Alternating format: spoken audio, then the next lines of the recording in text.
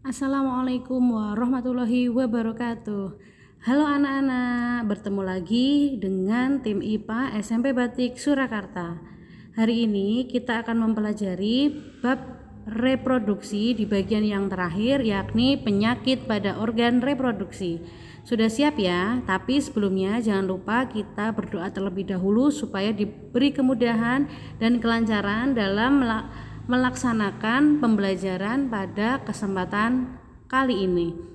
Kita awali dengan basmalah ya. Bismillahirrahmanirrahim.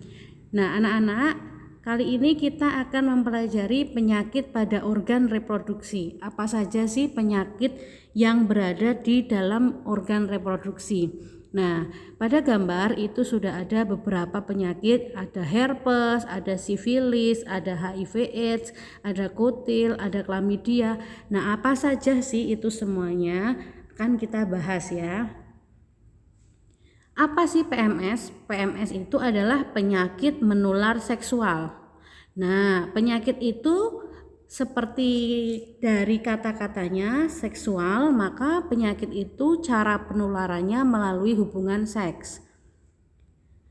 Nah, organ apa saja yang bisa terkena di PMS itu atau penyakit menular seksual itu? Organ yang bisa terkena adalah penis dan organ reproduksi laki-laki yang lain, vagina dan organ reproduksi wanita, mulut dan tenggorokan, anus atau dubur.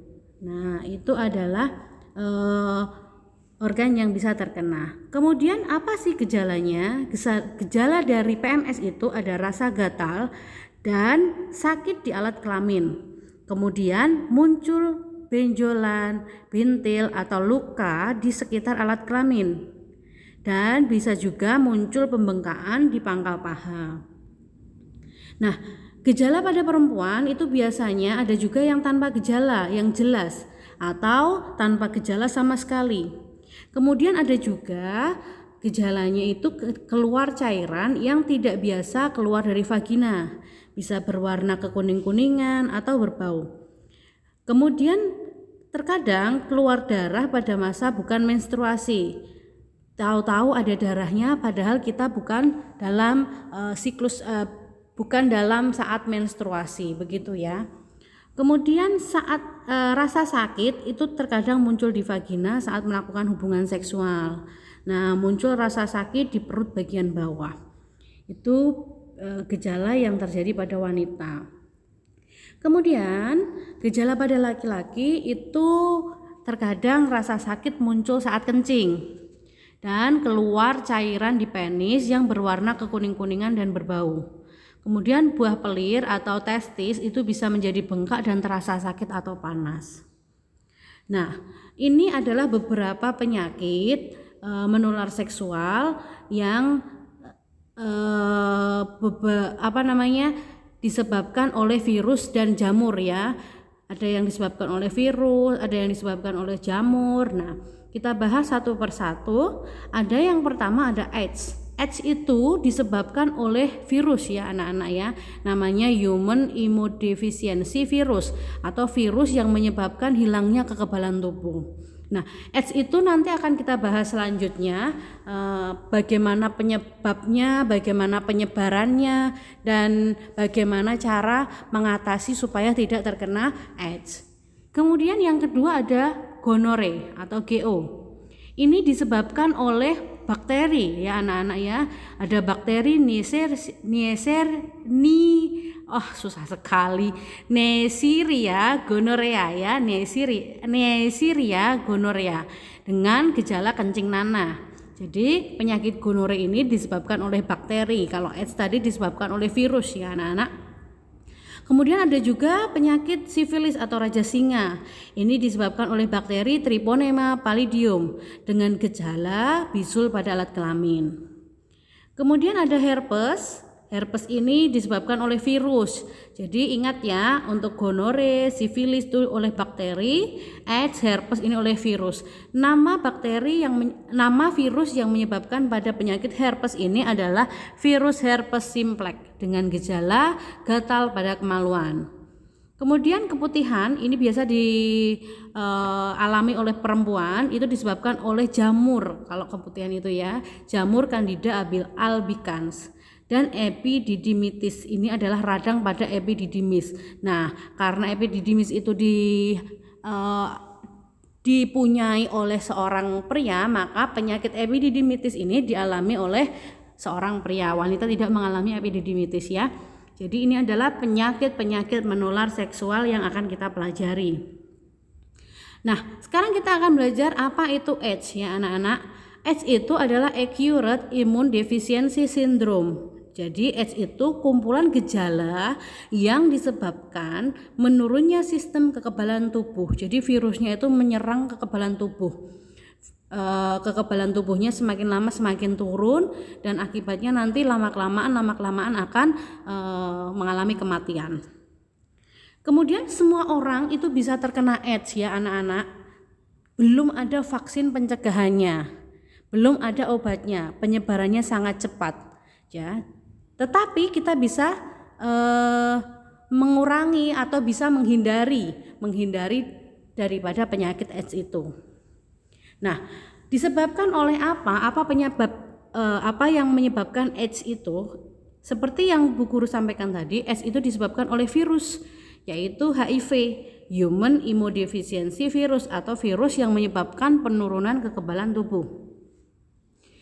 Nah, penularan HIV itu sendiri ditularkan melalui 4 anak-anak ya. Mohon untuk diperhatikan, ditularkan melalui 4, yakni melalui sperma, melalui cairan vagina, melalui darah, dan melalui air susu ibu. Jadi tidak ditularkan melalui sentuhan, tidak ditularkan melalui senggolan, seperti itu ya. Hanya ditularkan melalui 4 ini, cairan sperma, cairan vagina, darah, dan air susu ibu. Nah, karena ditularkan melalui 4 ini, maka kegiatan-kegiatan yang dapat menularkan HIV/AIDS itu antara lain hubungan seksual yang tidak aman dengan orang yang terinfeksi HIV. Karena apa? Karena dengan hubungan seksual itu berarti cairan vagina atau cairan sperma, cairan di vagina dan cairan di sperma akan bertemu. Jadi bagi orang yang terinfeksi HIV/AIDS, maka orang yang melakukan hubungan seksual akan teridentifikasi terkena HIV/AIDS begitu. Kemudian karena ditularkan melalui darah, maka kegiatan yang bisa menularkan antara lain transfusi darah. Jadi kalau ingin mendapatkan atau transfusi darah atau mendonorkan darah, itu kita harus cek dulu ya darahnya ya, di PMI itu harus dicek terlebih dahulu. Kemudian yang ketiga itu menggunakan jarum suntik, tindik, tato bersama-sama dengan penderita HIV dan tidak disterilkan. Nah, hati-hati ya kalau kita ingin menggunakan suntikan seperti itu kita harus hati-hati, dilihat terlebih dahulu apakah suntikan itu sudah steril atau belum ya. Jadi perlu hati-hati. Kemudian dari ibu hamil yang terinfeksi HIV kepada anak-anak yang dikandungnya. Jadi seorang wanita yang teridentifikasi HIV/AIDS nanti bisa menularkan kepada anaknya. Padahal anaknya itu tidak tahu apa-apa, dia akan menularkan kepada anak yang dikandungnya ya, begitu. Kemudian fase-fase dan gejala AIDS itu dimulai dari fase pertama, yaitu 0 sampai 5 tahun. 0 sampai 5 tahun terinfeksi itu biasanya tanpa gejala, asimptomatik, jadi dia tanpa gejala. Kemudian fase kedua yaitu fase antara 5 sampai 7 tahun, itu biasanya muncul gejala minor, sudah mulai hilang selera makan, tubuhnya sudah mulai lemah, keringatnya sudah berlebihan di malam hari, pembengkakan kelenjar getah bening, diare secara terus-menerus, dan flu yang tidak sembuh-sembuh. Kemudian di fase ketiga 7 tahun lebih itu masuk penyakit AIDS, kekebalan tubuhnya sudah mulai sangat sedikit, muncul infeksi oportunistik. Jadi AIDS itu yang menyebabkan dia semakin lama semakin menurun kekebalannya, kemudian akhirnya nanti kematian, itu bukan si virusnya bukan penyakit AIDS-nya, tetapi karena kekebalan tubuhnya semakin lama semakin turun. Kemudian dia muncul penyakit-penyakit TBC, radang paru, gangguan syaraf, kemudian kanker dan seterusnya. Nah, AIDS itu karena tadi menular melalui 4 ya, masih ingat, yaitu sperma, cairan vagina, darah, dan air susu ibu. Maka AIDS itu tidak menular melalui bersentuhan, bersenggolan, salaman, berpelukan, ini berciuman dengan penderita HIV AIDS ya. Jadi tidak menular melalui itu. Kemudian menggunakan peralatan makan yang bersama-sama itu juga tidak menularkan. Kemudian gigitan nyamuk, misalkan si A terkena HIV/AIDS, nyamuknya menggigit si A, kemudian nyamuknya itu tahu-tahu menggigit yang B, begitu ya. Terus kita tahu-tahu nyamuk itu kamu habis menggigit si A ya. Nah, tidak bisa ya seperti itu ya. Jadi gigitan nyamuk itu tidak menularkan HIV/AIDS. Kemudian terkena keringat, air mata, ludah penderita AIDS itu juga tidak menularkan HIV/AIDS. Dan berenang bersama-sama dengan penderita HIV/AIDS itu tidak menularkan. Jadi jika di lingkungan kita ada yang terkena HIV/AIDS, kalian tidak boleh mengucilkan, tidak boleh terus kemudian kok jangan sampai ya kita bersenggolan dengan mereka, jangan sampai ya kita terkena keringat mereka, tidak seperti itu ya. Jadi bisa menular melalui 4 tadi ya, hanya melalui cairan sperma, cairan vagina, air susu ibu, dan darah. Oke, kita lanjutkan. Nah, bagaimana cara mengurangi resiko penularannya? Jadi bagi kalian itu belum boleh melakukan hubungan seksual ya, karena kita kan masih di bawah umur ya, masih SMP, semuanya dilarang melakukan hubungan seksual. Bagi yang belum aktif melakukan hubungan kegiatan seksual, tidak melakukan hubungan seks sama sekali ya. Nah, bagi yang sudah, jadi untuk yang sudah berkeluarga itu yang melakukan seksnya mitra tunggal, artinya dengan pasangannya saja ya. Kemudian menggunakan kondom, kemudian segera mengobati PMS jika ada sesuatu. Hanya melakukan transfusi darah yang bebas HIV. Kemudian mensterilkan alat-alat yang dapat menularkan jarum, kemudian untuk suntik, kalau tindik dan tato tidak boleh ya kalian ya. Jadi alat-alat jarum, suntik itu semuanya harus steril. Kita harus tahu, cek benar-benar apakah jarum yang kita gunakan itu steril atau tidak. Kemudian ibu yang terinfeksi HIV perlu mempertimbangkan lagi untuk hamil, karena ibu yang terinfeksi HIV itu otomatis anak yang dikandungnya yang tidak bersalah akan terjangkit penyakit HIV/AIDS. Kemudian kita lanjutkan, apa yang bisa kita lakukan itu menerapkan informasi pada diri sendiri ya anak-anak ya.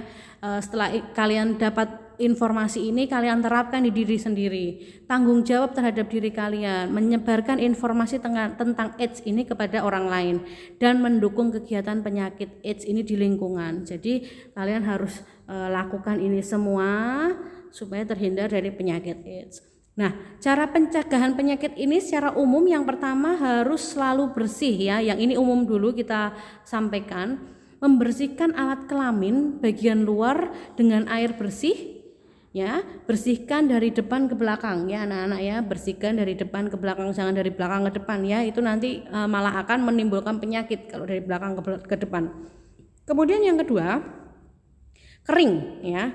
Jadi menjaga alat kelamin itu selalu kering, karena kalau lembab itu akan menjadi tempat berkembangnya si bakteri. Jadi bakteri itu berkembang biak dengan cepat di tempat-tempat yang lembab.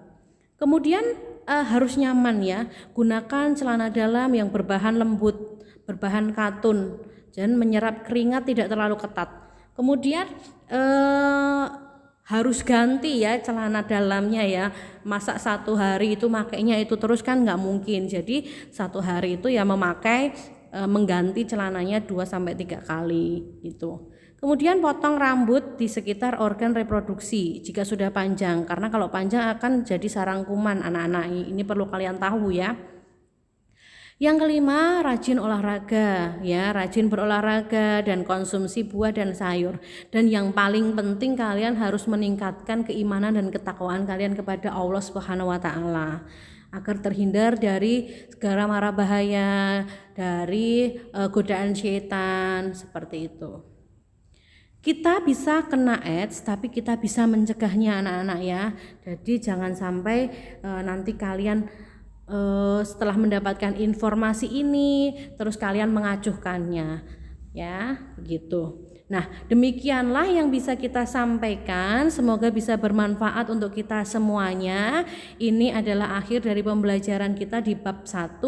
Semoga dapat bermanfaat untuk kita semuanya. Kami akhiri. Wassalamualaikum warahmatullahi wabarakatuh.